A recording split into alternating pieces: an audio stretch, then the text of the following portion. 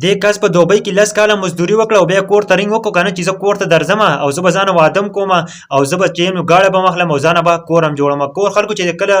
رینګ وته وکړو نو هغه وته واجبہ خبره وکړه چې هغه مسافر چې نو هغه هم ډیر ځات حیران کو ډیر عجیبه کہانی ده د مسافر او د کور خلکو ډیر عجیبه کہانی ده ضرور رس راووري او د نونو ملګرو سره هم شریک ملګرو دا کس چې ونه د تلو دوبۍ ته په دوبۍ کې دی ال کار کاوه تقریبا د پاکستاني 1.5 لک روپۍ په حال تاغستې د پاکستاني 1.5 لک روپۍ باغستې او 1 لک روپۍ به د کور تر لګلې دغه نه پس چې نو 50000 روپۍ به د ځان سره خودلې ملګرو دی به رینګ کاوه د لاس کالو په منځ کې دی چې نو سو پیر رینګ کړه او خپل کور خلکو ته به ویلو تاسو به هم کاوه ټول خلک ډیر زیات خوشاله وو کله چې دی کنه د لاس کال پوره شو او د مسافر ویل چې زه کور ته درځم زه به ځان وادم کوم زه به ځان گاړه مخلم او زه به ځان کورم جوړوم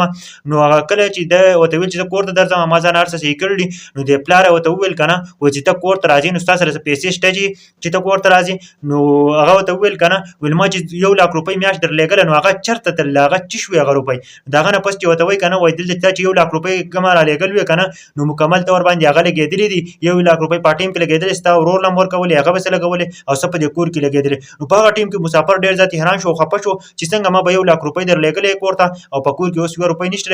چې درشه مزانه به کورم جوړ کوم مزانه به گاډم واخلم او داغه نه پس چې نو ځانه به وادم وکم نو غپلاره وته ویل کنه ویل لګ نور مزدوري وکړه کنه او بیا براشه ځانه به وادم وکي او ځانه بچینو کور بم جوړ کې او ځانه بچینو گاړه مم واخلې په هغه ټیم کې مسافر ډیر ځات حیران شو او هغه چې دنو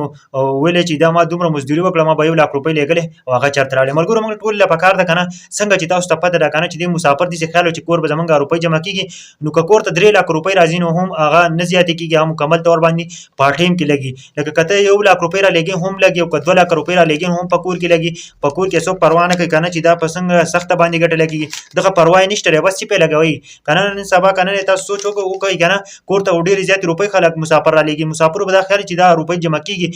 جمع کیږي نه په کور کې دي چې لګي کنه لکه د وبو لګي بل دا چې